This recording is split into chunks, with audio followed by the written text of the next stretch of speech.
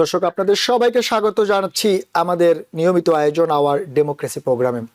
আপনারা জানেন, আমরা এই অনুষ্ঠানে আপনাদেরকে রাজনীতিক নানা রকমের সমীকরণ, নানা রকমের মারপ্যাচ, পেছনের ঘটনা কেন ঘটছে, কি জন্য ঘটছে, এসব ব্যাপারে চুলচেরা বিশ্লেষণ আপনাদের সামনে হাজির করার চেষ্টা থাকে আমাদের এই অনুষ্ঠানের মধ্যে। আমরা এমন এক সময় আজ অনুষ্ঠান করছি, আপনারা জানেন এরই মধ্যে পুরো বিশ্ব জুড়ে তোলপাড় এবং আলোচনা কেন্দ্রে যেটি রয়েছে সেটি হচ্ছে আমেরিকা ইসরায়েলের সঙ্গে ইরানের যে যুদ্ধ, সেটি উইকেন্ডে শুরু হয়েছে। প্রায় 72 ঘন্টার ওপরে এরই মধ্যে সময় চলে গিয়েছে, কিন্তু তারপরেও দফায় দফায় হামলা, পাল্টা আক্রমণ চলেই যাচ্ছে। এবং এটা এমন একটা সময় এই যুদ্ধটা শুরু হলো সেটি বলার অপেক্ষা রাখে না, কারণ এর আগে আপনারা জানেন দুদেশ, এর আগে আমেরিকা ইরানে আক্রমণ করেছিল, তাদের নিউক্লিয়ার পাওয়ার ধ্বংস করেছিল। এরপরে আমেরিকা কিন্তু বেশ কয়েকবার ইরানকে নেগোসিয়েশনের জন্য, আলোচনা করার জন্য ডেকেছিল এবং ইরানও সে আলোচনা করেছিল, কিন্তু এক পর্যায়ে সে আলোচনা ভেস্তে যায় এবং আমেরিকা সেখানে যৌথভাবে, আমেরিকা এবং ইসরায়েল ইরানে আক্রমণ করে। এবং আক্রমণের প্রথম দিনেই আমেরিকা যে টার্গেট ছিল সেটি মোটামুটি বলা যায় সফল, কারণ আমেরিকার পক্ষ থেকে যেটি বলা হচ্ছে এরই মধ্যে ইরানের প্রায় তাদের নেতৃত্বস্থানীয় ইনক্লুডিং আয়াতুল্লাহ খামেনি এবং ওনার স্ত্রী এবং তাদের প্রতিরক্ষা মন্ত্রী সহ প্রায় শীর্ষস্থানীয় 48 জন মারা গিয়েছে প্রথম আক্রমণেই। কিন্তু প্রশ্নটা হচ্ছে, ইরানের কিন্তু এই আক্রমণের পরই কিন্তু ইরান বসে থাকেনি, বা ইরানের পক্ষ থেকে পাল্টা আক্রমণ, যদিও বা ইরান আমেরিকা পর্যন্ত পৌঁছতে পারে না, কিন্তু আমেরিকার বেস যেসব তাদের প্রতিবেশী দেশগুলোতে রয়েছে, বিশেষ করে মধ্যপ্রাচ্যে কুয়েত থেকে আরব আমিরাত, সৌদি আরব, বাহরাইন, এই সবগুলো দেশের আমেরিকান বেস অথবা বেসামরিক স্থাপনাকে লক্ষ্য করে কিন্তু ইরান এরই মধ্যে পাল্টা আক্রমণ করেছে। সবচেয়ে বড় যে ব্যাপার, আমেরিকার পক্ষ থেকে আজকে যেটি বলা হচ্ছে, আমেরিকার পেন্টাগনের পক্ষ থেকে 6 জন আমেরিকার সৈন্য নিহত হয়েছে এই যুদ্ধে এখনো পর্যন্ত, কিন্তু আগামীতে সে হতাহতের সংখ্যা বাড়তে পারে বলে প্রেসিডেন্ট ট্রাম্পের পক্ষ থেকে বলা হয়েছে। এখন প্রশ্ন হচ্ছে অনেকেরই আলোচনা যে আমেরিকা ইসরায়েল কেন ইরানে আক্রমণ করলো। আমরা সেই ব্যাপারটা নিয়ে আলোচনা করতে চাই যে কেন, কি আছে এর পেছনে, কারণটা কি। যদিও বা প্রেসিডেন্ট ট্রাম্পের পক্ষ থেকে আজকে বলা হয়েছে, উনি 3টি স্পেসিফিক কারণ বলেছেন যে কেন আমেরিকা ইরানে আক্রমণ করেছে, সেটি তো আছেই, তার পেছনে আরো কোনো কারণ আছে কিনা সেটি নিয়েও আমরা আলোচনা করব। আবার পাশাপাশি আরেকটা জিনিস আলোচনায়, বা আপনারাও দেখছেন দর্শক, যে ইরানের পক্ষ থেকে পাল্টা আক্রমণ করা হচ্ছে, ইরান কিন্তু পাল্টা আক্রমণের জবাব দিচ্ছে, কিন্তু সেভাবে ইরান তার মিত্র দেশ হিসেবে কাউকে ইরান তার পাশে পাচ্ছে না। বিশেষ করে ইরানের দীর্ঘদিনের মিত্র যাদেরকে বলা হয়, শুধুমাত্র বিবৃতি দেয়া ছাড়া, চায় চীন বলা হোক, রাশিয়া বলা হোক, কিন্তু তেমন করে ইরানকে কেউ সহযোগিতা করার দৃষ্টান্ত এখনো পর্যন্ত চোখে পড়েনি। কিন্তু ইরানের পক্ষ থেকে বলা হচ্ছে, ইরানের যে ন্যাশনাল গার্ডস তাদের পক্ষ থেকে যারা বলা হচ্ছে, তারা কিন্তু থেমে থাকবে না, তারা প্রতিশোধ নেবে। আয়াতুল্লাহ খামেনির মৃত্যুর প্রতিশোধ নেওয়ার জন্য তারা যে কোনো কিছু করতে প্রস্তুত, কিন্তু আদৌ সেই প্রতিশোধ তারা কতদিন ধরে নিতে পারবে বা কতদিন আমেরিকার সামনে টিকতে পারবে সেটি একটি আলোচনার বিষয়। কারণ প্রেসিডেন্ট ট্রাম্প আজ বলেছে যে যদি প্রয়োজন হয় যুদ্ধ আরো 4-5 সপ্তাহ পর্যন্ত চলবে। এরই মধ্যে দুই দেশের বেশ ক্ষতি হয়েছে।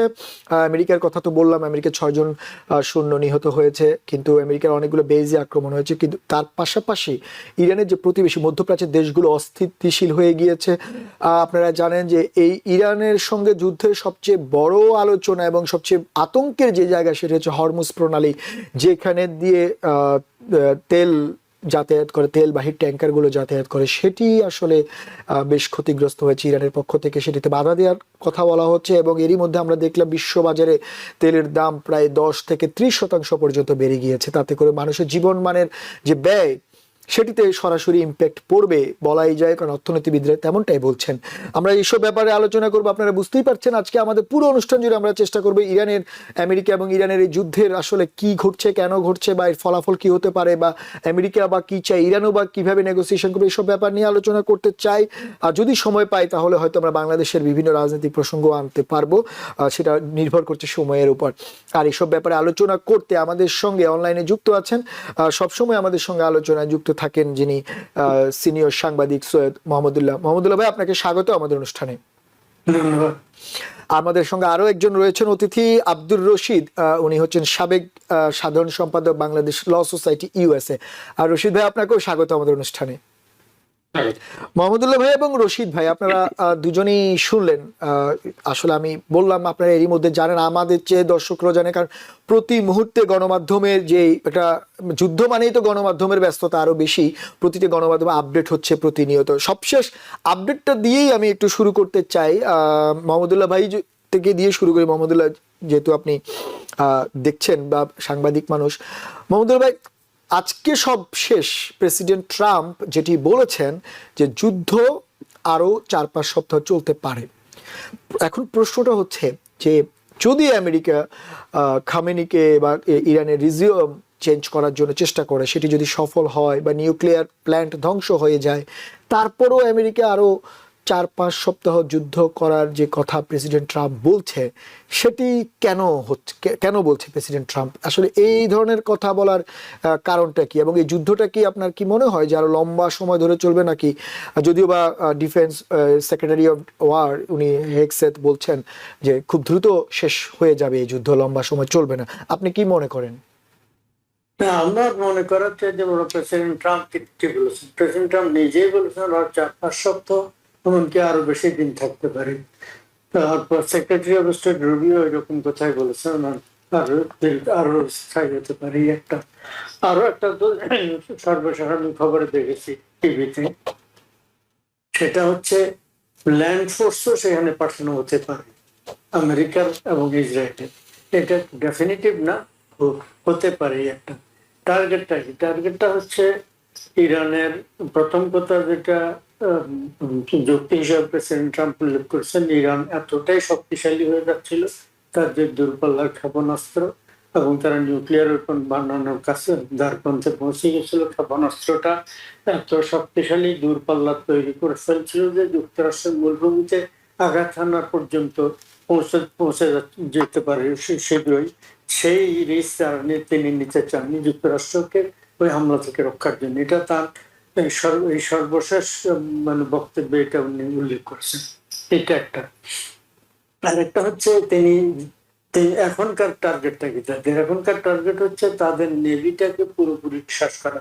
তিনি যেটা বলেছেন, তাদের নেভি শেষ করে দাও, তার পারমাণবিক সবকিছু মানে সমৃদ্ধকরণ থেকে শুরু করে সবকিছু খতম করে দাও, এবং তাদের মিসাইল মানে ক্ষেপণাস্ত্র, এই মানে ক্ষেপণাস্ত্র যেগুলো স্টকে আছে সেগুলো না, ক্ষেপণাস্ত্র তৈরির সক্ষমতা পর্যন্ত পুরোপুরি বিলীন করে দেওয়া, নির্মূল করে দেওয়া। তো এইটা হচ্ছে টার্গেট। এবং তাদের, আমার ধারণা ইতিমধ্যে তাদের নেভি বেশ কয়েকটা জাহাজ ধ্বংস করে ফেলা হয়েছে, তাদের এয়ারফোর্সের হয়তো অনেকগুলোই ধ্বংস করে দেওয়া হয়েছে। তাদের যেটা আপনি বলেছেন 48 জন নাতাশা খামেনি এবং তার স্ত্রী, তারা তাদেরকে হত্যা করা হয়েছে, তারা মারা গেছেন অ্যাটাকে। তারপর তাদের বিভিন্ন জায়গায় ওই দেশে আক্রমণ হয়েছে এবং প্রচুর ক্ষয়ক্ষতি, এবং বেশিরভাগ ক্ষেত্রে এগুলো সোফার মানে মিলিটারি সামরিক ইনস্টলেশন গুলোতে আক্রমণ হচ্ছে। আর এর বাইরে সামরিক মানে একটা সামরিক ইনস্টলেশনের পাশে একটা মেয়েদের বাচ্চাদের স্কুল ছিল, সেইটা মানে কোনো ব্যাখ্যা দেওয়া হয়নি যে দৈবক্রমে এটা অ্যাটাক হয়েছে, মানে আক্রান্ত হয়েছে, ক্ষতিগ্রস্ত হয়েছে। কিন্তু সেখানে সম্ভবত 115 জন বা 152 জন, ফিগারটা ভুলে গেছি, এরকম শিশু মারা গেছে। এই হচ্ছে অবস্থা। তো টার্গেট এবং মানে সময় সম্পর্কে তো আমি বললাম। তো আর যেটা আপনি ইতিমধ্যে আপনার সংক্ষিপ্ত সারে উল্লেখ করেছেন, তারা মধ্যপ্রাচ্যে তাদের মিত্র নেই। তো মিত্র তারা নিজেরা তৈরি করেছিল, হুতিদেরকে ইয়েমেনে, তারপর হেজবুল্লাহ লেবাননে, হামাস গাজাতে এদেরকে তৈরি করেছিল, এদেরকে আগে শেষ করা হয়েছে। এখন হেজবুল্লাহ সর্বশেষ সম্ভবত ওখান থেকে দিয়ে একটা রকেট ছোঁড়ার চেষ্টা করেছে ইসরায়েলের ভিতরে, সেজন্য এখন তাদের উপরে আবার আক্রমণ করা হচ্ছে। সেখানে বেশ কিছু সম্ভবত ইতিমধ্যে মারা গেছে অনেক। সেটা কেবল ইসরায়েল করছে। ফলে তারা কেন, তারা এবং সেটা একটা দিক। আর ইরানের কথা বলি, আপনি যেটা বলছেন আরব দেশগুলো, পার্শ্ববর্তী আরব দেশগুলো তাদের মিত্র না। আরব দেশগুলোর মধ্যে গালফের একটা দেশ, কোনটা রশিদ সাহেব পরে এক্সপ্লেন করবেন, হয়তো আমার স্মরণ করছে, শিয়া প্রধান। আর একটা হচ্ছে ইরাক, শিয়া প্রধান। আর দামাস্কাসে যদিও শিয়াদের একটা স্মল সেক্ট, আল্লাওয়াইটরা ক্ষমতা ছিল, হাফিজ আসাদ এবং তার পুত্র বাশার আসাদ দীর্ঘদিন তারা ক্ষমতায় ছিলেন, কিন্তু সেটা সুন্নি প্রধান দেশ এইটা। আর অন্য সব আরব দেশগুলো সুন্নি প্রধান দেশ। সুন্নি দেশ এবং শিয়াদের ভিতরে একেবারে প্রায় জাত শত্রুতা, একে অপরকে মানে মুসলমান মনে করে না, এক ধর্মের শত্রু বলে মনে করে বেশিরভাগ ক্ষেত্রে। তো ফলে আমার মনে আছে উইকিলিক্সে কয়েক বছর আগে একটা তথ্য বেরিয়েছিল, তদানীন্তন এই বাদশার ভাই, এখনকার যিনি বাদশাহ সালমান, প্রিন্স সালমানের বাবা, কিং সালমানের ভাই তখন কিংসা দেশের বাদশাহ, সেই আমলে তিনি যুক্তরাষ্ট্রের কাউকে বলছেন এই সাপকে একদম শেষ করে দেন, ইরানের কথা বলছেন। ফলে তারা এই ধরনেরই মনে করে, মানে ইরান দ্বারা থ্রেটেন্ড হওয়ার চাইতে, হুমকির সম্মুখীন হওয়ার চাইতেও তারা এটা মনে করে। এটা একটা। দ্বিতীয় হচ্ছে যে 1979 সালে যখন ইরানে প্রথম এই ইসলামিক বিপ্লব হলো, খোমেনি, আয়াতুল্লাহ খোমেনি এসে ক্ষমতা দখল করলেন, তখন তাদের ভিতরে একটা নতুন উজ্জীবনা। তারা এই মুসলমান অন্য দেশগুলাতে, বিশেষ করে পার্শ্ববর্তী আরব দেশগুলাতে অন্তত এই ধরনের অভিযোগ ছিল, এবং সম্ভবত এটা অনেকাংশে মানে বা আংশিকভাবে হলেও সত্য, যে তারা চেয়েছে অন্যান্য পার্শ্ববর্তী দেশ, সবই তো আরব দেশ, সেগুলোতে এই ধরনের বিপ্লব হোক ক্ষমতাসীনদের বিরুদ্ধে। এবং এই ক্ষমতাসীনরা এবং ইরানে যেরকম মানে রাজতন্ত্র ছিল, ওই সবগুলোতে খেলাফত, খলিফাতন্ত্র, মোহাম্মদুল্লাহ ভাই, আপনি যেটা বলছেন ওগুলো তো হচ্ছে মানে ইতিহাসের ব্যাপারটি ঠিকই বলছেন। কেন মিত্র নেই না, আচ্ছা, কেন মিত্র নেই, কিন্তু আমি আপনাকে থামাতে হলাম, দুঃখিত, কারণ একটা ব্রেকিং নিউজ, সেটি হচ্ছে যে এইমাত্র ব্রেকিং নিউজ হচ্ছে যে সৌদি আরবের রিয়াদে আমেরিকান এমবিসিতে ড্রোন হামলা করেছে ইরান, এবং সেটি আমেরিকান এমবিসিতে হিট করেছে এইমাত্র। আমরা সিএনবিসি থেকে শুরু করে আসার আগে দেখতেছি। হ্যাঁ, তো সেটি একটি অনেক বড় একটি ঘটনা, কারণ এর আগে আমরা দেখলাম যে পাকিস্তানে আমেরিকান এমবিসিতে পাকিস্তানের সাধারণ জনগণ হামলা করেছিল, যদিও বা সেখানে প্রায় 12 জনের মতো নিহত হয়েছে, কিন্তু এই মধ্যপ্রাচ্যে প্রথম আমেরিকান এমবিসিতে সরাসরি আঘাত হানলো ইরানের মিসাইল। সেটির আপডেট আমরা যখনই পাবো আমরা জানাবো, এই জন্য আপনাকে থামাতে হচ্ছিল। আমরা একটু রশিদ ভাই আপনার কাছে যাব, তার আগে একটু আজকে প্রেসিডেন্ট ট্রাম্প কিছু কথা বলেছেন, এবং সবচেয়ে বড় ব্যাপার উনি জোর দিয়ে বলেছেন যে আমেরিকার সঙ্গে কেউ যদি লাগতে আসে, এবং মার্কিনীদের যদি কেউ হত্যা করে, আমেরিকার নাগরিককে যদি কেউ হুমকি দেয়, তার পরিণতি কি হবে সেটি বড় আরেকটি উদাহরণ হচ্ছে এই ইরান এবং খামেনি। এবং উনি খামেনিকে একজন শয়তান বা ইভিল হিসেবে মূল্যায়ন করেছেন, এবং বলছে আমেরিকা তার জনগণের বিরুদ্ধে যারা অবস্থান নিবে তাদের জন্য যে কোনো ধরনের কিছু করতে প্রস্তুত। আমরা একটু প্রেসিডেন্ট ট্রাম্পের আজকের বক্তব্যটা শুনে তারপরে আমরা রশিদ ভাই আপনার কাছে আসছি। The purpose of this fast-growing missile program was to shield their nuclear weapon development and make it extraordinarily difficult for anyone to stop them from making these highly forbidden by us nuclear weapons. We were the ones that were complaining. We were the ones that destroying Iran's missile capabilities, and you see that happening on an hourly basis, and their capacity to produce brand new ones, and pretty good ones they make. Second, we're annihilating their navy. We've knocked out already 10 ships. We have the strongest and most powerful by far military in the world, and we will easily prevail. We're already substantially ahead of our time projections, but whatever the time is, it's okay. Whatever it takes, we will always, and we have right from the beginning, we projected 4 to 5 weeks, but we have capability to go far longer than that. Do it really quickly. After that, he'll get.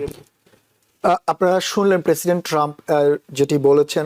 Rashid ভাই, আপনিও শুনেছেন president ট্রাম্পের আজকে অবশ্য অনেক বড় বক্তব্য দিয়েছেন, আমরা যেটি সংক্ষিপ্ত সেটি প্রচার করেছি। প্রেসিডেন্ট ট্রাম্প আসলে যখন সাংবাদিকদের প্রশ্নের জবাবে উনি কিন্তু 3টি বা 4টি স্পেসিফিক কারণ বলছেন ওনার পক্ষ থেকে, উনি দাবি করছেন এই কারণে উনি আক্রমণ করেছেন। উনি বলছেন যেমন প্রথমটা উনি বলছেন ইরানের ক্ষেপণাস্ত্র যে রয়েছে সেগুলো ধ্বংস করা। তারপরে উনি বলেছেন ইরানের যে নৌবাহিনীর ক্যাম্প বা নৌ বেসগুলো রয়েছে এর মধ্যে 11টি বেস ধ্বংস করার দাবি করছেন, সেগুলো ধ্বংস করা। এবং আরেকটি উনি বলছেন যে ইরান হচ্ছে বিশ্বে সন্ত্রাস উৎপাদক একটি দেশ, সেটি মানে নিশ্চিত করা যে তারা আর এটাতে সন্ত্রাস উৎপাদন করতে পারবে না। সবশেষ উনি বলছেন যে ইরানের যে শাসক গোষ্ঠী তারা আসলে ইরানকে দীর্ঘদিন যাবৎ ইরানের মানুষকে তাদের স্বাধীনতা থেকে খর্ব করেছেন এবং অস্ত্র অর্থ নানা রকমের চাপ প্রয়োগ করেছেন, এবং উনি দাবি করছেন এটি যতক্ষণ না শেষ হচ্ছে ততক্ষণ পর্যন্ত আমেরিকা ইসরায়েল কিন্তু যৌথভাবে সে আক্রমণ করে যাবে। এরই মধ্যে আমরা ইরানের পক্ষ থেকে যেটি শুনলাম যে প্রায় 550-র উপরে তাদের যেটি ইরানের ন্যাশনাল গার্ডস আর্মি তারা নিহত হয়েছেন এমন দাবি করা হচ্ছে। কিন্তু প্রশ্নটা হচ্ছে যে প্রেসিডেন্ট ট্রাম্প যে দাবিগুলো করছেন সে দাবিগুলোর অনেকগুলোই কিন্তু পূরণ হয়ে গিয়েছে এরই মধ্যে।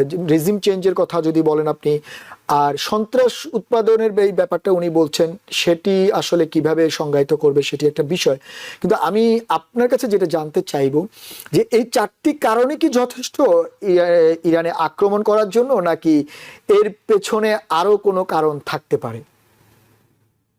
ধন্যবাদ আপনার এই প্রশ্নের জন্য। আসলে এই ইরান ডায়াসপোরা বুঝতে গেলে আমাদেরকে বুঝতে হবে যে আসলে সারা পৃথিবীটা কি ওয়ার্ল্ড অর্ডারের মধ্যে চলে এবং এই ওয়ার্ল্ড অর্ডারকে কিভাবে করে মানে দ্বিতীয় বিশ্বযুদ্ধের পর আমেরিকার নেতৃত্বে সাজানো হয়েছিল। এবং আমরা একটা ইউনাইটেড নেশন চার্টার করেছি এবং ইউনাইটেড নেশন করেছি যেখানে পৃথিবীর শান্তিকামী 193টি দেশ এবং 194টি দেশ তার মেম্বার।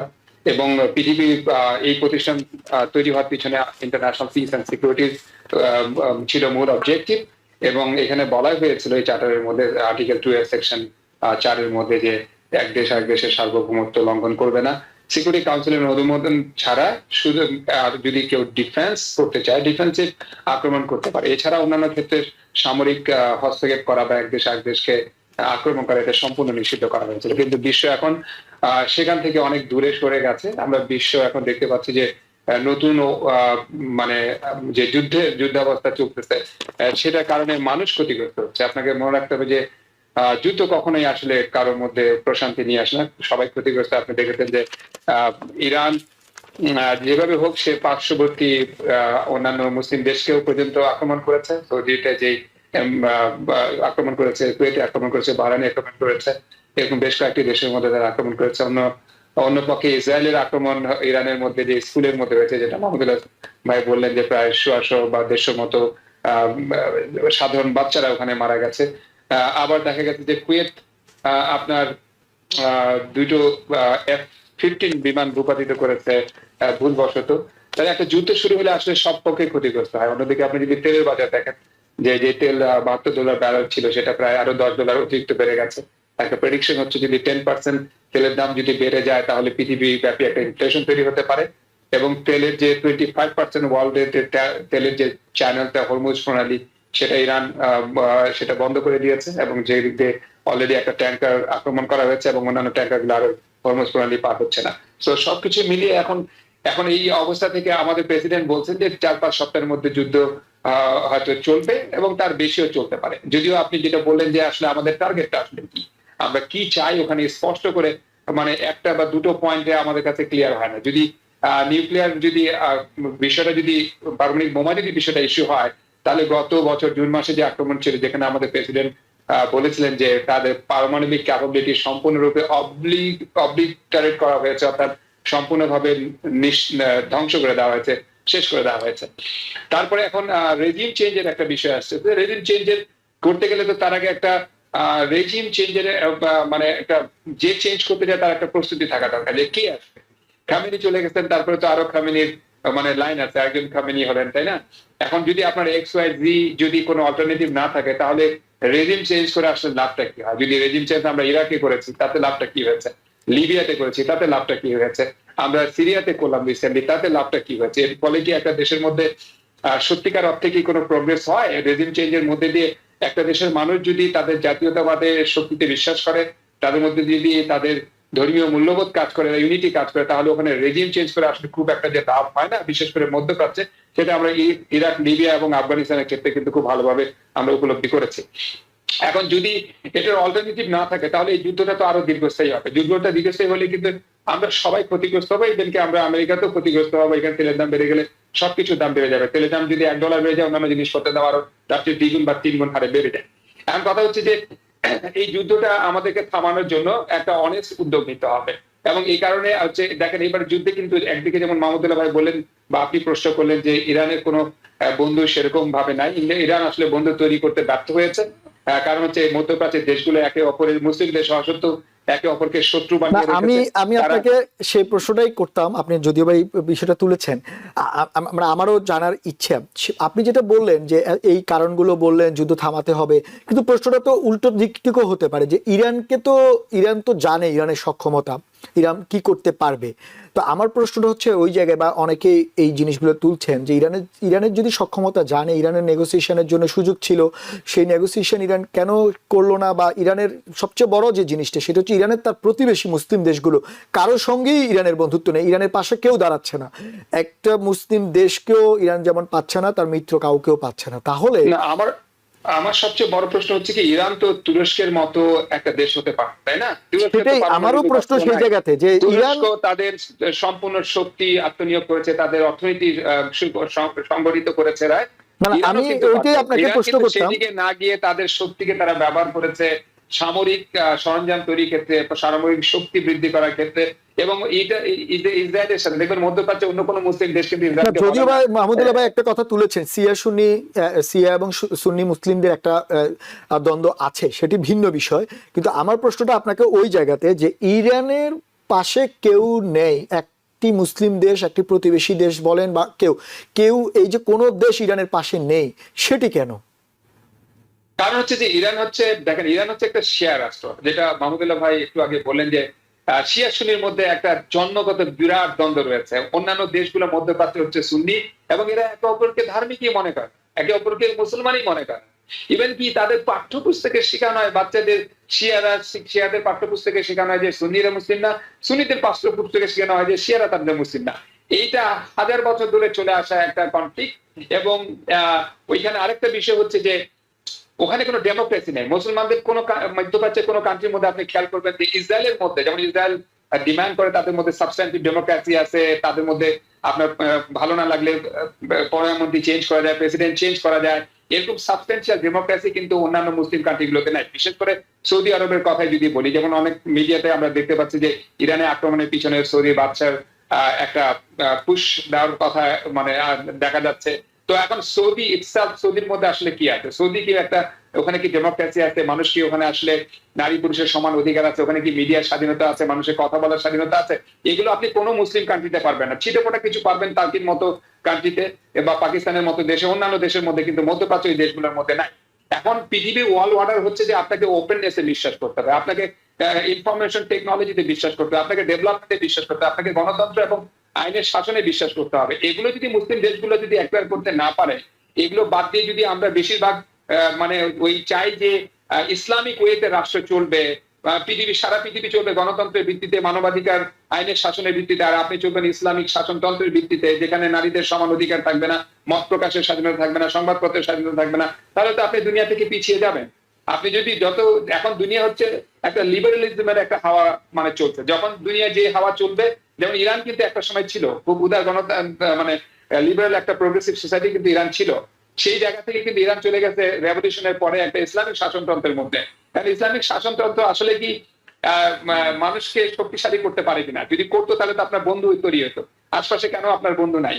তো এখন ইরান তো দুর্বল। ইরানের উচিত ছিল যে যেহেতু আমার বন্ধু নাই, যেহেতু আমার শক্তি নাই আমেরিকা ইসরায়েলের বিরুদ্ধে টেক্কা দেওয়া কিংবা সেখানে জয়লাভ করার, সুতরাং আমি যদি তুরস্কের মতো আমার যদি অর্থনীতি, মানুষের প্রতিদিন মানুষের মানে চিকিৎসা সেবা, খাদ্য, বস্ত্র, এগুলোর বিষয় দেখেন, ইরানে কিন্তু ইরানের যদি আপনি কারেন্সি দেখেন, এটার মূল্যমান কিন্তু অনেক কমে গেছে। ইরান কিন্তু বাইরে থেকে কিছুই কিনতে পারে না। ইভেন কি তাদের পুরানা মানে যে যুদ্ধ বিমানগুলো আছে তার যন্ত্রাংশ তারা বাইরে থেকে কিনতে পারে।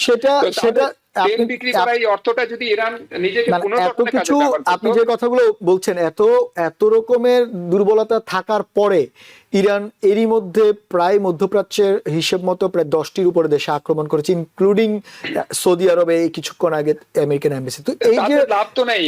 সেটা আমি আমার প্রশ্ন, সেই আক্রমণ 2 মাস 3 মাস ধরলাম 6 মাস সাদ্দাম হোসেন কিন্তু অনেক বড়াই করতো, কিন্তু সাদ্দাম মানে সেটাই টিকতে পারবে কিনা ইরান? গাদ্দাফি বড়াই করতো, গাদ্দাফি কি টিকতে পেরেছে? আফগানিস্তান অনেক বড়াই করতো, আফগানিস্তান টিকতে পেরেছে? ইসরায়েল আমেরিকার শক্তির সাথে চ্যালেঞ্জ করার মতো শক্তি পৃথিবীতে এই মুহূর্তে একক কোনো রাষ্ট্র নেই। এটা রাশিয়ারও নাই, এটা চায়নারও নাই। না সেটাই ইরান প্রশ্ন, তো অনেক দূরের কথা। যে একে তো আমেরিকা ইসরায়েল, তার সঙ্গে আবার তার প্রতিবেশী মুসলিম দেশগুলোর সঙ্গে লড়াই। আসলে ইরান এই যুদ্ধে কতক্ষণ টিকে থাকবে সেটি হচ্ছে বিষয়। আমি একটু মোহাম্মদুল্লাহ ভাই আপনার কাছে আসতে চাই। এটা তো গুলো যুদ্ধের ব্যাপারগুলো নিয়ে কথা বলছিলাম, কিন্তু ইরানের কিন্তু একটি বড় শক্তি আছে যেটি নিয়ে বিশ্ব আলোচনা। সেটি হচ্ছে, আপনি জানেন যে হরমুজ প্রণালী যেটি বলা হচ্ছে, যেটা দিয়ে আসলে এই 33 কিলোমিটারের একটি জায়গা, যেটি বিশ্ব বাজারে, তেলের বাজারে খুবই গুরুত্বপূর্ণ একটি পয়েন্ট, কি পয়েন্ট বলা যায়। কারণ ওই পয়েন্ট দিয়ে যে পরিমাণ তেল ভারত বলেন, আপনি চায়না বলেন, চীন বলেন, বা এই আশেপাশের দেশগুলোতে রপ্তানি করা হয়, যদি কোনো কারণে সেই ইরান, যদিও ভাই আমরা একটু আগে CNN এর ব্রেকিং এ দেখলাম যে ইরান দাবি করছে তারা হরমুজ প্রণালী আপাতত বন্ধ করে দিয়েছে। যদি সেটি হয় এবং এই প্রণালী, এটি যদি এইখানকার যদি আপনার শিপগুলো যদি যাতায়াত করতে না পারে, তাহলে বিশ্ব তেলের বাজারে অস্থিরতা কেমন দেখছেন আপনি? আর যদি তেলের বাজারে অস্থিরতা হয়, তাহলে আবারও তো মানুষের জীবনযাত্রার ব্যয় বেড়ে যাবে। আপনি কি মনে করেন মোহাম্মদুল্লাহ ভাই? এই প্রসঙ্গটা তো রোহিত সাহেব বলেছেন যে ওখানে যদি তেলের দাম বেড়ে যায়, যুদ্ধ স্থায়ী হয়, তাহলে সারা পৃথিবীর লোক ক্ষতিগ্রস্ত হবে, যুক্তরাষ্ট্র হবে। আপনি কিন্তু প্রথম কথা হচ্ছে ইরান তো টিকে থাকবে না, ইরান হেরে যাবে। তো ইরান হেরে গেলে আপাতত তারা 2-4টা, তাদের নেভি শিপ গুলো প্রায় ধ্বংস হয়ে গেছে, আর সামান্য 2-4টা রয়েছে, এটা জাস্ট ম্যাটার অফ ডে ধ্বংস করে দেওয়া হবে। এইটা 2 নম্বর হচ্ছে, ওখানে যদি ধ্বংসপ্রাপ্ত কিছু ডুবে যায়, সেগুলো যুক্তরাষ্ট্র তুলে ফেলে সরিয়ে দেওয়ার ক্ষমতা যুক্তরাষ্ট্র আছে, এনর্মাস পাওয়ার। বললে শুধু ওটা ক্লিয়ার যে কয়েক সপ্তাহ লাগবে, ধরা যায় যুদ্ধ যদি 4 সপ্তাহ তো স্থায়ী হয়, তার এই যুদ্ধের ভিতরেই হয়তো একটা পর্যায়ে, অথবা যুদ্ধ শেষ হওয়ার 102 সপ্তাহের ভিতরে তার টোটালি ক্লিয়ার করতে। এটা নিয়ে আমরা তো উদ্বিগ্ন হওয়ার কারণ নাই। কিন্তু জিনিসটা আর একটু পর্যালোচনা করে ডাক্তার রশিদ সাহেব বলুন, সেটা হচ্ছে শিয়া সুন্নির ভিতরে যে বিরোধ, এটা আটকাতে তারা ভেবেছিল 79 সালের পরে অন্য আরব দেশগুলোতে তারা এক্সপোর্ট করবে রেগুলেশন। সেই কারণে শত্রুতা একটা হচ্ছে শিয়া সুন্নির শত্রুতা, আর একটা হচ্ছে ওই শক্ত অগণতান্ত্রিক রাজতন্ত্র, ডিক্টেটর, যেমন ইরানে এর আগে শাহর এখন করতেছিল, যেহেতু একটা দিক। অন্যদিকে আর একটা হচ্ছে যে ইসরায়েল জানে রিয়ালিটি, যেটা সে না ইসরায়েল বলছি, ইরান জানে রিয়ালিটি। এর আগে সাদ্দাম হোসেন সেটার কথা রশিয়া উল্লেখ করেছেন, লিবিয়ার কথা উল্লেখ করেছেন। খালি বড় বড় কথা বললে আমার ডেভিড এন্ড গলায়াত, আমি কার সাথে যুদ্ধ করছি, পারবো কিনা, সে আমাকে যুদ্ধ করতে দেবে কিনা, আমার হাত পা কেটে দেবে কিনা, রিয়ালিটিটা আমি বোঝাচ্ছি। রিয়ালিটি না বুঝলে একটি দেশের উন্নয়ন করতে পারতো তারা, তাহলে সেটা উন্নয়নের দিকে না গিয়ে এটা করেছে। 2 নম্বর হচ্ছে রিয়ালিটি হচ্ছে তাদেরকে এটা করতে দেওয়া, মনে হয় শুড হ্যাভ রিয়েলাইজ, এইটা রিয়েলাইজ করে তারা যদি এটার থেকে সরে আসতে, এটা হচ্ছে একটা দিক। অন্যদিক হচ্ছে তারা দেশে একেবারে 1400 বছর আগের টাইপের একটা সমাজ কায়েম করতে চেয়েছে। মনে আছে 2 বছর আগে মানে মাশা আমিনী নামে কুর্দিশ তরুণীকে হিজাব বিরোধী আন্দোলনে, হিজাব ছিল না মাথায়, তাকে পিটিয়ে জেলে নিয়ে গেছিল, সেখানে মারা গেছে। তাকে নিশ্চয়ই টর্চার। এর আগে আপনি শিরিন এবাদির কথা বলতে পারেন, তারপরে সালমান রুশদির কথা বলতে পারেন, সেটা অন্য। তারা মানবাধিকার নিয়ে আন্দোলন করেছেন। এই যে মানে কে মাথায় হিজাব রাখবে না, একটা জেনারেল ধারণা। অনেকে আপনি মুসলমান নারী আছেন সমস্ত মুসলিম দেশে, এই সাম্প্রতিক 15-20 বছরের ঢেউ ছাড়া আপনি ফোর্স করলে, গুলি করলেও সে তার মাথার হিজাব সরাবে। ফলে সেটা একটা তার নিজের ধর্মীয় অনুভূতি, আপনি ফোর্স করে স্টেটের মাধ্যমে, এবং সেটা মানে সেটা ফোর্স করার জন্য আপনি পুলিশ লাগাচ্ছেন, না হলে আপনি একটা ওয়ার্নিং দিলেন, তাও না একবারে জেলে। এই যে বাড়াবাড়ি করেছেন তারা এগুলা করে, এবং এই তারা যখন সিমটম গুলো দেখছেন যে তাদের বিরুদ্ধে এই সমস্ত আক্রমণের প্রস্তুতি হচ্ছে, এর আগেরটা হয়েছে, তার আগে থেকে থ্রেট আছে, তারা তো তাদের দেশে একটা মোটামুটি ভাবে গণতান্ত্রিক আবহাওয়া তৈরির চেষ্টা করতে পারছেন। অন্যান্য গণতান্ত্রিক ফোর্স যেটা, তাদের সাথে লিবারেল ডেমোক্রেটিক ফোর্স, যারা তাদেরকে একবার উৎখাত করতে পারত না, এখন তো সেখানে যদি মূল লিবারেল রাফসানজানি একজন প্রেসিডেন্ট ছিলেন, রুহানি একজন প্রেসিডেন্ট ছিলেন, তারা মূল লিবারেল ছিলেন, কিন্তু এই তারাও মানে মোল্লা, কিন্তু তাদেরকেও মোল্লারা পছন্দ করছেন না। এই যে খামেনি, এই সমস্ত লিডাররা পছন্দ করতেন মোল্লাদের, এবং যারা তাদের লিটল মোর লিবারেল, তারা তাদেরকে সহ্য করতে পারে না না, আপনি যেটা বলেন, এবং তাদের এই যে অ্যাগ্রেসিভ, তাদের যে আক্রমণাত্মক বা এই যে কনজারভেটিভ চিন্তা ভাবনার জন্য কিন্তু বেসামরিক লোকজনগুলো মারা যাচ্ছে।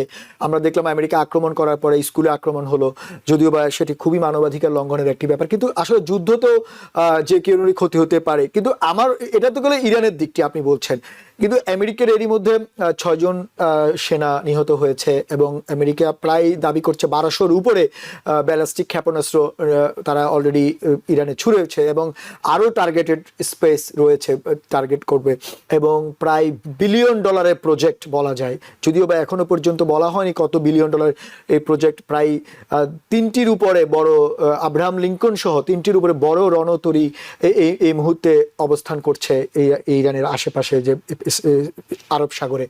কিন্তু প্রশ্ন হচ্ছে, আমেরিকা এত বড় একটা আয়োজন করে মানে ইরানকে আক্রমণ মানে করার, বা ইরানকে আপনি যেটা বলছেন রিজিম চেঞ্জ, বা আপনি যেগুলো বলছেন হিজাব আন্দোলন, ধর্মীয় আন্দোলন, শুধু কি সেটাই যথেষ্ট আছে, নাকি মধ্যপ্রাচ্যে এক ধরনের নিয়ন্ত্রণ নেয়ার চেষ্টা, বিশেষ করে ইসরায়েলের মাধ্যমে, সেটি কি না? আপনার কি মনে হয়, মানে শুধুমাত্র আপনি যে কথাগুলো বলেন ইন জেনারেল, ধর্মীয় আলোচনা, হিজাব, এগুলোই কি কারণ ছিল নাকি? না, সেটা আমি তো সেটার মানে আমি আপনার থেকে জানতে চাচ্ছি আসলে কারণটা আসলে কি, শুধু ওগুলো নাকি নিয়ন্ত্রণ? যুক্তরাষ্ট্র তো সেই কারণে ওদের হিজাব পরা না পরার জন্য আক্রমণ করে, গ্লোবাল স্ট্র্যাটেজিক ব্যাপার আছে, তো সেইটা তো সবাই জানে, এটা আরো এক্সপ্লেন করার জন্য সেটাই এতক্ষণ বলছিলাম।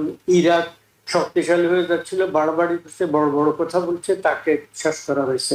এই লিবিয়া এরকম বড় বড় কথা বলেছিল, সেটা ফলে এই রিয়ালিটিটা বোঝা উচিত। কেন আমরা ওখানে রিয়ালিটিটা কি, প্রজেক্টটা কি, সেখানে কি করা চেষ্টা হচ্ছে, কি করা হচ্ছে, এইটা রিয়ালিটি। একটা নেতৃত্ব হচ্ছে রিয়ালিস্ট হতে হবে। রিয়ালিজম, আপনি রিয়ালিস্ট যদি না হন, তাহলে এখন এই যে মানে এখন আবার তারা কি করছে, স্যার অন্যান্য আরব দেশগুলোতে অ্যাটাক করছে, এটা তারা আগেই বলছে। ওই দেশগুলোতে যুক্তরাষ্ট্রের ঘাঁটি আছে, সামরিক ঘাঁটি, ওগুলার উপরে টার্গেট করতে গিয়ে এমনি বিল্ডিং ইত্যাদি আক্রান্ত হচ্ছে। কিন্তু হোক না হোক, সেগুলা করে তো আরব দেশগুলোকেও তারা শত্রু করছে। এমনিতে তো আগেই বৈরিতা ছিল, শিয়া সুন্নি ছাড়াও তাদের ওই যে মানে টেরর রিভলিউশন এক্সপোর্ট করা, এখন এটার কারণে শত্রুতা একেবারে আরো দীর্ঘস্থায়ী হয়ে গেল, বিশেষ করে সৌদি আরবের সঙ্গে। তো এইটা হচ্ছে রিয়ালিটিটা, আমরা আর এক্সপ্লেন করার দরকার না, নো হোয়াট ইট ইজ। সেই সব কারণে এটা হচ্ছে, এবং কোন সব কেউ বাস্তবতাবাদী, যেমন আপনার চায়না তো বহু বছর আগে তাইওয়ান দখল করার চেষ্টা করতে পারত, এখনো তারা করছে না, এবং এইবারে তারা আরো বেশি সতর্ক হবে। চায়না এখন আরো বেশি সতর্ক হবে, কিউবা এখন অলরেডি কাঁপছে। ফলে আপনাকে রিয়ালিটি বুঝতে হবে, রিয়ালিটি বুঝে আপনার নেতৃত্ব পরিচালনা করতে হবে। তেমনি ভাবে এটা বাংলাদেশ ও অন্যান্য দেশের যে ফান্ডামেন্টালিস্ট ফোর্সেস মানে আস্ফালন করছে, রাষ্ট্র দখল করার চিন্তা ভাবনা করছে, তাদেরও ফিউচার সম্পর্কে। এবং এটা আরেকটা এক্সাম্পল, কোন দেশ যদি আমার পাশে শক্তিশালী দেশ থাকে, আমাদের দেশের ভিতরে দুর্বল দেশের কোন শক্তি যদি সার্বভৌম সমমর্যাদার কথা বলে একটা, অন্য হচ্ছে তাদের প্রতি থ্রেট সৃষ্টি করার জন্য যদি কোনো চক্রান্ত করা হয়, চেষ্টা করা হয়, বা তারা সেটা অজুহাত পায়, তখন তারা অজুহাত পেলে অনেক সময় ভুয়া মানে অতিরিক্ত একটা বাড়াবাড়ি কথা বলে, মিথ্যা কথা বলে আক্রমণ করতে পারে।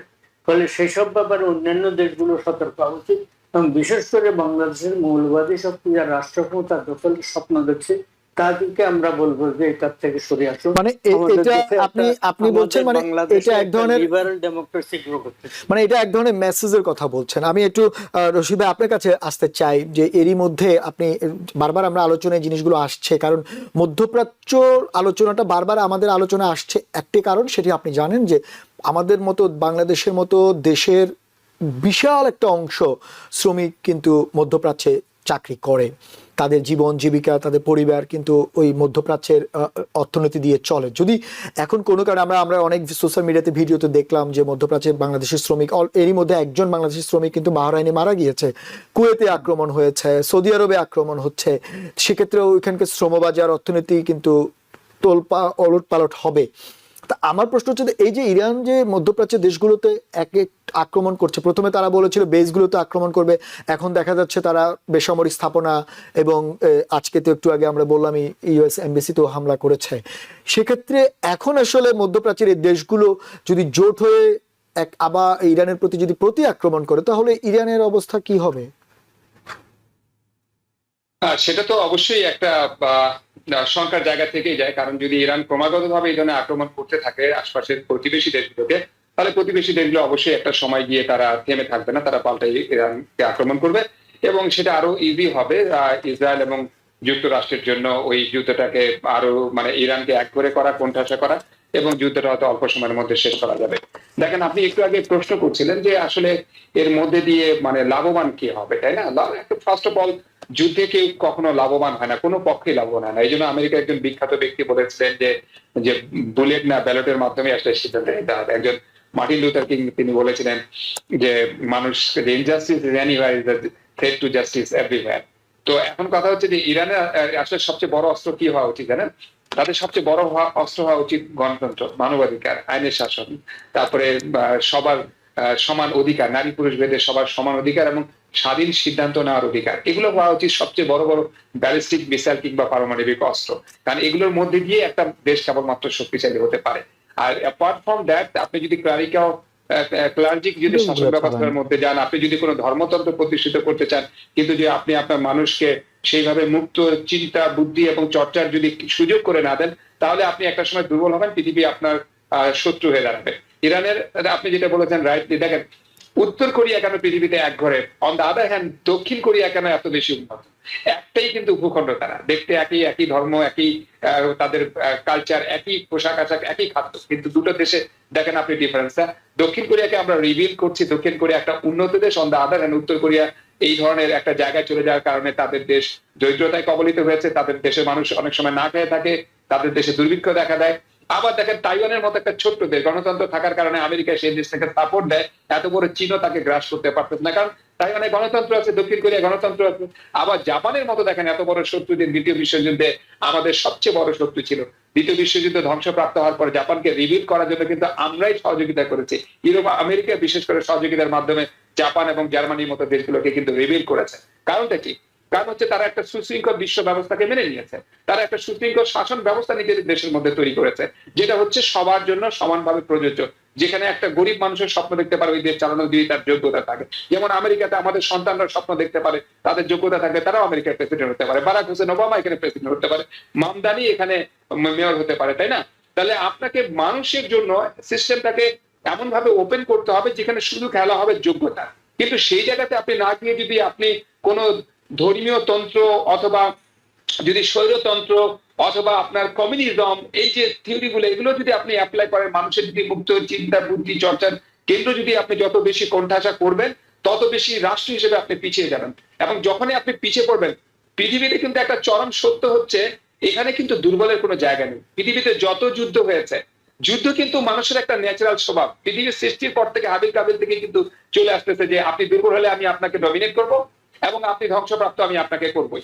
কিন্তু চিরাচরিত নীতি। না রশিদ ভাই, আমি আপনাকে এই জায়গায় একটু থামাচ্ছি, আপনি গুছানোর একটু শেষ করি। আপনাকে গুছাতে হবে। মাহমুদুল্লাহ ভাইয়ের সাথে আমি একমত। আপনি যদি আপনার শক্তিকে বুঝেন, তাহলে এত বড় রিস্ক নিয়ে আপনি এতগুলো মানুষ হত্যার আপনি যুদ্ধের জায়গায় গ্যারান্টি দেবেন না। কিন্তু আপনার কথা ঠিক আছে যে শক্তিশালী হলেই যুদ্ধ হবে, কিন্তু মানবাধিকার বা মানবিকতা বলেও তো একটি শব্দ রয়েছে। আপনি সবল হলেই চলে না, এটা কাগজে কথা। আপনি সবল হলেই দুর্বলের উপর আক্রমণ করতে পারবেন, এটা পৃথিবীর ইতিহাস। আপনি সেই গ্রিস রোমান এম্পায়ার থেকে শুরু করে ইভেন কি সৌদিতে আপনি দেখেন, মধ্যপ্রাচ্যে যে আপনি শত শত যুদ্ধ হয়েছে, আপনি তার ইতিহাসগুলো দেখেন। ইভেন কি আমাদের নবীজিকে 29টা যুদ্ধ করতে হয়েছে। এমন ওটা তো যুদ্ধের, পৃথিবীতে সবচেয়ে বেশি যুদ্ধ কিন্তু মধ্যপ্রাচ্যে হয়েছে। এই জন্য আল্লাহ সবচেয়ে বেশি পয়গম্বর কিন্তু মধ্যপ্রাচ্যের ওই জায়গাতেই পাঠিয়েছেন, কারণ যুদ্ধ থামানো যায় না। না, সেটি একটি আলোচনা আমরা দেখতাম আসলে আরব বসন্ত থেকে শুরু করে এখন যে ইরানের আক্রমণ, তারপরে এর আগে আমরা দেখলাম ফিলিস্তিনের গাজাতে যুদ্ধ। আসলে এটা আমারও প্রশ্ন, আমি আসলে এই প্রশ্নটা আসতাম, তাহলে আমি এই প্রশ্নটা একটু মোহাম্মদুল্লাহ ভাইকেই করি। মোহাম্মদুল্লাহ ভাই যেহেতু আসলে এগুলো নিয়ে অনেক গবেষণা করেন, মোহাম্মদুল্লাহ ভাই, এই যে বারবার কেন সবকিছুতে মধ্যপ্রাচ্য, মিডল ইস্ট, একদিকে মিডল ইস্টের একটা হ্যান্ড হচ্ছে মিডল ইস্ট খুবই রিচ একটা কিছু কান্ট্রি, এত বেশি ধনী, এত বেশি তাদের অর্থবিত্ত।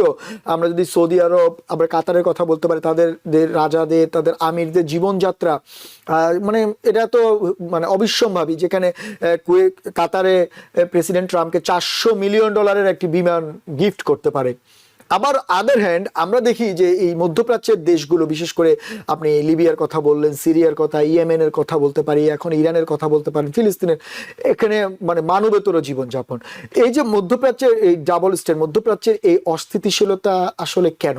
যেটা কি তাহলে রশিদ ভাইয়ের কথা মতো কি ওইটাই প্রযোজ্য যে গণতন্ত্র না থাকার কারণে এটি হচ্ছে, নাকি মধ্যপ্রাচ্যের মানুষ বা মধ্যপ্রাচ্যের নেতারা, মানে যারা পলিটিক্যাল পার্সন, তারা আসলে এক ধরনের ডিক্টেটরশিপ মন মানসিকতা নিয়ে চলেন, তাই তাদের দেশগুলোতেই অস্থিরতা? আপনি আসলে কিভাবে ব্যাখ্যা করবেন? এগুলো দীর্ঘ আলোচনার ব্যাপার। সংক্ষেপে এটা বলা উচিত, মধ্যপ্রাচ্যে ডিক্টেটরশিপ, অটোক্রেসি এগুলো খুব খারাপ জিনিস সব দেশের জন্য, যে কোনো সমাজের জন্য উন্নয়নের অঞ্চল, এটা একটা দিক। তেমনি ভাবে সোভিয়েত বলশেভিক রিভলিউশনের আগে ব্রিটিশ সাম্রাজ্যবাদ বা পশ্চিমা সাম্রাজ্যবাদ মধ্যপ্রাচ্যে, বিশেষ করে ওই তেল আবিষ্কার হওয়ার পর থেকে, ফাইন্ড আউট করার পর থেকে, ছাড়াও আগে থেকে সেটাকে কবজা করার জন্য খ্রিস্টানদের ওই যে মানে ক্রুসেডারদের সময় যে যুদ্ধ শুরু হয়েছিল মধ্যপ্রাচ্যতে, মুসলমানদের জায়গায় সেই এলাকায় তাদের বিরুদ্ধে যে মানে যুদ্ধ শুরু হয়েছিল, সেটার ধারাবাহিকতা চলছিল। মধ্যখানে লেনিন এসে সেটাকে একটু পিছিয়ে দিয়েছিলেন। তো লেনিনিজমের পতনের পরে, মানে সোভিয়েত ইউনিয়নের পতনের পরে ওই আগের জিনিসটা আবার এসে গেছে, এবং সেখানে সেই জন্য তাদের নিজেদের শক্তি বল যারা তৈরি করছে, এটা একটা রিয়ালিটি। এটা দীর্ঘ আলোচনার ব্যাপার, যাবো না। আর একটা হচ্ছে যে মানে ইসলাম যেটা ধর্ম হিসাবে, এটাতে রাজতন্ত্রের কোনো বিধান ছিল। পরবর্তীতে মানে চতুর্থ খলিফা তো তিনি ঠিক মতো শাসনই করার সুযোগ পেলেন না। আলী মানে মুয়াবিয়া সিরিয়াতে দামাসকাসে রাজত্ব শুরু করে দিলেন। তার ছেলে ইয়াজিদ একটা দুষ্ট প্রকৃতির লোক ছিল, দুষ্কৃতকারী, সে রাজতন্ত্র চালু করে দিল। তারপর হলো আব্বাসীয় খলিফারা, তারা দেশে অনেক উন্নয়নমূলক কাজ করেছে ইত্যাদি সব, কিন্তু তার রাজতন্ত্র করেছে। তার রাজতন্ত্র করা মানে সেই আগে দু একজন ছাড়া ভালো লোক ছিলেন, সাধারণ জীবন যাপন করতেন দু একজন রাজা, তাদের খলিফা, কিন্তু অন্যরা তো এরকম বিরাট মানে খুব আয়াসে জীবনযাপন করতে। এখন মধ্যপ্রাচ্যের রাজাগুলো, এক একজন রাজা বছরে কয়েক বিলিয়ন ডলার রাজ পরিবারের জন্য খরচা হচ্ছে। এই বড় বড় কাতার কত $220 বিলিয়ন খরচ করেছে 2 বছর আগে, সেখানে ফুটবল, আন্তর্জাতিক ফুটবল মানে সকার ম্যাচ করার জন্য, ফাইনাল করা। Can you imagine this? এটা দিয়ে পৃথিবীর কয়েকটা দরিদ্র দেশের ভাগ্য তারা চেঞ্জ দিতে পারতো। ফলে এই হচ্ছে, এটা একটা দিক। যেটা বললাম গ্লোবাল ব্যাপার, অনেক সময় এই মুহূর্তে আমরা যে টেনশন চারিদিকে, এগুলার অনেক রুট কজ নিয়ে আলোচনা করার মতো পরিবেশ মুড আমার নেই। তো যাই হোক, না, এটা আসলে হ্যাঁ, আপনি এটা অনেক সময় সাপেক্ষ ব্যাপার, এই ব্যাপারগুলো আলোচনা করতে যদি আমরা করতে পারতাম আমাদেরও ভালো লাগতো, কিন্তু সময় খুবই কম।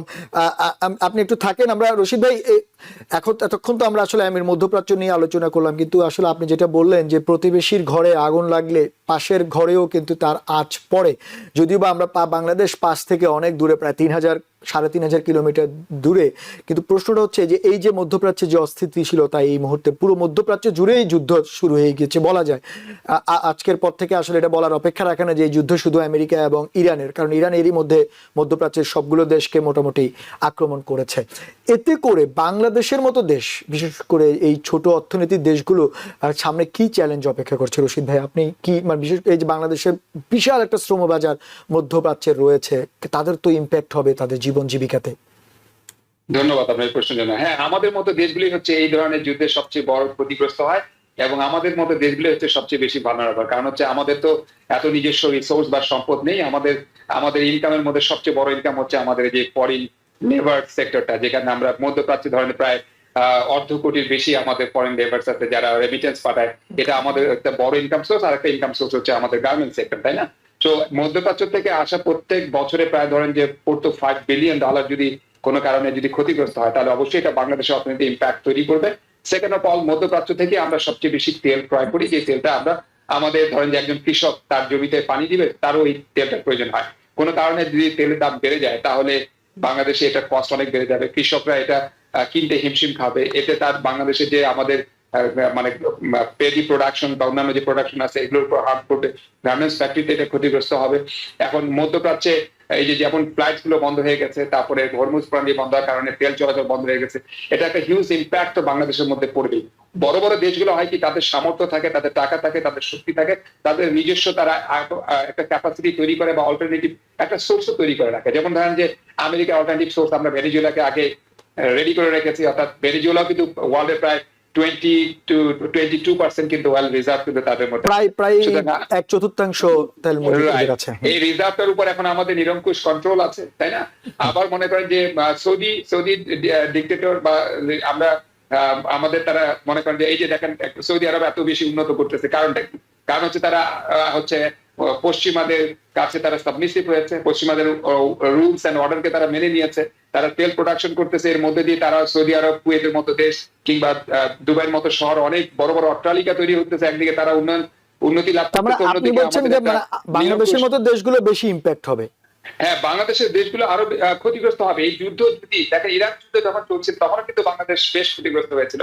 এই যুদ্ধটা যদি কোনোভাবে 6 মাস বা 1 বছর যায়, তাহলে দেখবেন আমাদের দেশের মধ্যে এই যে ছোট ছোট দেশগুলো যেগুলো ফরেন ওয়েলের উপর ডিপেন্ডেন্ট, ফরেন গুডস এর উপর ডিপেন্ডেন্ট, ফরেন কারেন্সির উপর ডিপেন্ডেন্ট, এই দেশগুলোর মধ্যে কিন্তু রাজনৈতিক অস্থিরতা অনেক তৈরি হয়ে যেতে পারে। মানুষ কিন্তু যখন অর্থনৈতিক মানে ক্রাইসিস তৈরি হয়, অর্থনৈতিক ক্রাইসিসের মূল জায়গাটাই কিন্তু হচ্ছে আপনার এনার্জি ক্রাইসিস তৈরি হলে অর্থনৈতিক ক্রাইসিস তৈরি হবে, অর্থনৈতিক ক্রাইসিস তৈরি হলে কিন্তু ইনফ্লেশন তৈরি হবে, ইনফ্লেশন তৈরি হলে কিন্তু দেখবেন যে দেশে দেশে কিন্তু মারামারি, রাজনৈতিক দলগুলোর মধ্যে একে অপরকে ব্লেম দেওয়া, কোথাও ওইখানে নিজেরা আমরা কিন্তু আমি জানি না আপনি কিসের উপরে ভিত্তি করে 6 মাসের যুদ্ধ বলছেন। যে অবস্থা দেখা যাচ্ছে, মোহাম্মদুল্লাহ ভাইও বলছেন ইরান আসলে কতক্ষণ টিকতে পারবে সেটি একটি বিষয়। আমাদের সময় খুবই কম, আমরা অন্যদিনে তো এই প্রতিদিনই আলোচনা হবে, এখন এটি নিয়ে মোহাম্মদুল্লাহ ভাই লাস্ট আপনার কাছে ছোট করে জানতে চাই, দেখেন এত যুদ্ধ এত আলোচনা আমরা করছি, সবাই করছে, গণমাধ্যম সব জায়গায়, কিন্তু যাদের কাজ যুদ্ধ থামানো, যাদের কাজ মধ্যস্থতা করা, সেই জাতিসংঘ আসলে কোথায়? সেই জাতিসংঘ আছে আপনার মনে হয়? জাতিসংঘ তো জাতিরা যদি সেটাকে সংঘের মানে তাকে গুরুত্ব দেয়, এবং সুপার পাওয়ার গুলো সেখানে ব্যাপার আছে, তারা যদি গুরুত্ব দেয়, এখন তাদের ভেটো পাওয়ার আছে। সিকিউরিটি কাউন্সিল ইমার্জেন্সি মিটিং একটা হয়েছে, আর একটা বোধহয় প্ল্যান আছে, তো সেখানে তো আলোচনা হয়ে তখন সাধারণত ভেটো দেওয়ার সম্ভাবনা থাকলে প্রস্তাব উত্থাপন করতে দেরি করে, এই আলাপ আলোচনা হতে থাকে। তো এটা হতে থাকবে, থাকলে হচ্ছে এইখানে এরা যুদ্ধ করছে। আপনাকে একটা কথা বলি, এই সোভিয়েত ইউনিয়নের পরবর্তী রাশিয়ার, এখনকার যে রাশিয়ার একটা প্রজাতন্ত্র আছে, একটা স্টেট আছে, সেখানে হচ্ছে চেচনিয়াকে কয়েক বছর আগে এই পুতিন যখন মাত্র ক্ষমতা আসছিল, চেচনিয়ার রাজধানী গ্রজনিকে ধুলায় মিশিয়ে দিয়েছে, একদম totally put to dust, literally put to dust. পরে সেটা রিবিল্ড, সেটা অন্য কথা। সেখানে তাদের মানে মুসলমান, ওইটা মুসলিমদের, দাগেস্তানে তাদের অবস্থা খারাপ। তেমনি ভাবে মানে আপনার চীনারা তাদের উইগুর এবং অন্যান্য মুসলিমদেরকে একেবারে দাসের মতো করে রেখেছে, তাদের উপর ভয়ঙ্কর অত্যাচার নির্যাতন চালাচ্ছে। তখন তারা মানবাধিকার নিয়ে যে বেশি বলবে, তাদের নিজের অন্যান্য সমস্যা আছে, তারাই মানবাধিকার নিয়ে বেশি বলবে, তাদের নিজের একটা ব্যাপার। 2 নম্বর হচ্ছে তারা তাদের ইউক্রেন দখল করে, মানে আপনি হয়তো আবার আরেক অন্যদিকে গেলেন, কিন্তু প্রশ্ন হচ্ছে জাতিসংঘ। তো ইউক্রেনে তাদের স্টেক আছে, এখন প্রেসিডেন্ট ট্রাম্প যদি ইউক্রেনের ব্যাপারে অনেকটা তাদেরকে তো না আমার কিছুটা আপনার কাছে allow করছে। প্রশ্নটা তিনি যদি মাহমুদুল্লাহ allow ভাই না করেন- আমাদের সময় শেষ হয়ে যাচ্ছে, আমি আপনার কাছে প্রশ্ন ছিল জাতিসংঘ, আপনি ইউক্রেন পর্যন্ত গেলেন। মূল কথা হচ্ছে জাতিসংঘে যারা নিরাপত্তা ওই পরিষদের জন্যই যে, জাতিসংঘ বোঝার জন্য ইউক্রেনে কিন্তু আমাদের আসলে অত সময় এই মুহূর্তে নেই। ইন্টারেস্টের বেশি ভিতরে যায় মানে আমি দুঃখিত চীনেরও মাহমুদুল্লাহ ভাই, আসলে চীন। দুঃখিত, আমাদের সময় একেবারেই শেষ। যেটি বুঝতে পারলাম, আপনি যেটি বুঝতে পারছেন যে নিরাপত্তা পরিষদে যারা ভেটো দিবে তারাই তো আসলে এটার সঙ্গে যুক্ত, বা যারা এটা নিয়ে আলোচনা করবে নিরাপত্তা পরিষদের যে বড় বিগ ফাইভ, তার মধ্যে চারটাই তো আসলে এই ঘটনার সঙ্গে যুক্ত, তারা আসলে এটা চাইবে না। এটাই হচ্ছে মূল কথা। আপনি যদিও বা অনেকগুলো উদাহরণ দিয়ে বলছিলেন। ধন্যবাদ আপনাদের দুজনকে। আমরা দুঃখিত আজকে আমাদের সময় শেষ। আমাদের নিয়মিত আলোচনা হবে এই যুদ্ধ নিয়ে। নিশ্চয়ই আপনারা অন্যদিন আমাদের সঙ্গে যুক্ত হয়ে আরো ডিটেলস এই ব্যাপারে আলোচনা করবেন। ধন্যবাদ। দর্শক, সেই সঙ্গে আপনাদেরও ধন্যবাদ। আর আরেকটি যে ব্যাপারটি আমাদের আলোচকরাও বলছিলেন, মধ্যপ্রাচ্য জুড়ে যে অস্থিতিশীলতা, আমরা কিন্তু এরই মধ্যে দেখলাম মধ্যপ্রাচ্যে বেশ কিছু জায়গায় বোমা হামলা, ড্রোন হামলা হয়েছে বিভিন্ন দেশে।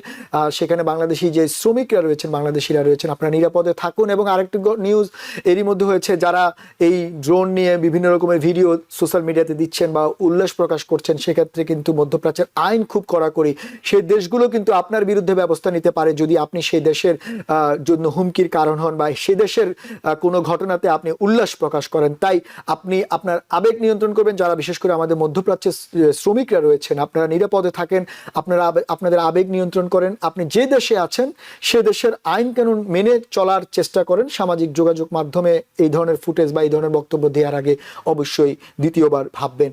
আজ এ পর্যন্তই। আমরা এই ডেমোক্রেসি প্রোগ্রামে ইরানের আমেরিকার যুদ্ধ নিয়ে নিয়মিত আমরা আলোচনা করব। দর্শক নিশ্চয়ই আমাদের সঙ্গে থাকবেন এবং ইরান আমেরিকার যুদ্ধের আপডেট জানতে সবসময় টিবিএন এর সঙ্গেই থাকুন।